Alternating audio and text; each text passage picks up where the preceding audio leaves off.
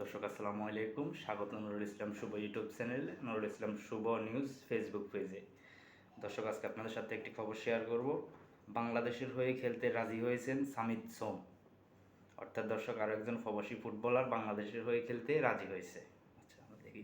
চূড়ান্ত সিদ্ধান্ত জানাতে তিনি 2 সপ্তাহ সময় নিয়েছিলেন। অবশেষে আজ বাংলাদেশ ফুটবল ফেডারেশনকে জানিয়ে দিলেন তিনি লাল সবুজের জার্সিতে বাংলাদেশকে প্রতিনিধিত্ব করতে চান। সূত্র জানিয়েছে সামিত হাঁ বলার রোববার থেকে তার পাসপোর্ট তৈরির প্রক্রিয়া শুরু করবে বাফুফে। এই বিষয়ে আজ বাফুফের সহসভাপতি ফাহাদ করিম প্রথম আলোকে জানিয়েছেন, সামিত আমাদের জানিয়েছে সে বাংলাদেশের হয়ে খেলতে চায়। এখন পাসপোর্ট করতে কোন প্রক্রিয়া এগোতে হবে, কতদিন লাগবে, এসব জানতে চেয়েছে সে। অর্থাৎ দর্শক, সামিত সোম জানতে চেয়েছে পাসপোর্ট তৈরির প্রক্রিয়া কী কত সময় লাগবে সেটা জানতে চেয়েছে। আচ্ছা, এশিয়ান কাপের বাছাই পর্বে বাংলাদেশের পরবর্তী ম্যাচ ঢাকার সিঙ্গাপুরের বিপক্ষে। সেই ম্যাচের আগেই সামিতের পাসপোর্ট ও অন্যান্য আনুষ্ঠানিকতা শেষ করতে যায় বাফুফে। অর্থাৎ দর্শক, আগামী জুন মাসে যে 10 তারিখে ম্যাচটি আছে সেই ম্যাচের আগে বাফুফে তাকে পেতে চায়। দর্শক, হামজা এবং সামিত দুজনে মিলিয়ে বাংলাদেশের 10 জুন দুজনকে দেখা যেতে পারে বাংলাদেশ টিমে। আচ্ছা, 27 বছর বয়সী বাংলাদেশি বংশোদ্ভূত সামিতের জন্ম কানাডায়। মা বাবা দুইজনই বাংলাদেশি, ফলে তার বাংলাদেশি পাসপোর্ট পেতে খুব সমস্যা হবে না মনে করছে বাফুফে। তবে সামিতের কানাডা জাতীয় দলের হয়ে খেলায় ফিফার অনুমতি লাগবে, অর্থাৎ ফিফার একটা অনুমতি লাগবে।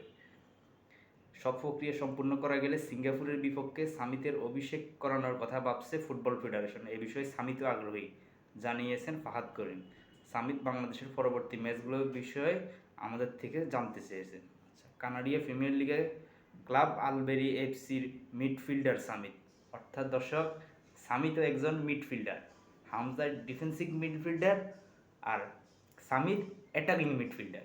দর্শক, দুই মিডফিল্ডার যদি বাংলাদেশের হয়ে খেলে, হামজা এবং সামিত, দক্ষিণ এশিয়ার স্ট্রং একটা মিডফিল্ড হবে বাংলাদেশ, এটা বলাই যায়।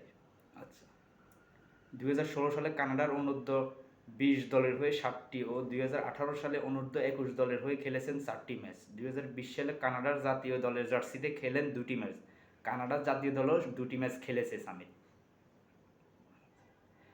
প্রথম কোনো বাংলাদেশি বংশোদ্ভূত ফুটবলার হিসেবে বাফুফের সঙ্গে যোগাযোগ করেছিলেন প্রথম জামাল ভুঁইয়া, অর্থাৎ আমাদের যে ক্যাপ্টেন, সে প্রথম প্রবাসী ফুটবলার। অর্থাৎ দর্শক, আমাদের সামিত সোম আসছে। সামিত সোম এবং হামজা চৌধুরী দুজনেই খেলতে পারেন আগামী জুন মাসে সিঙ্গাপুরের বিপক্ষে আমাদের ঢাকা জাতীয় স্টেডিয়ামে ম্যাচটি হবে।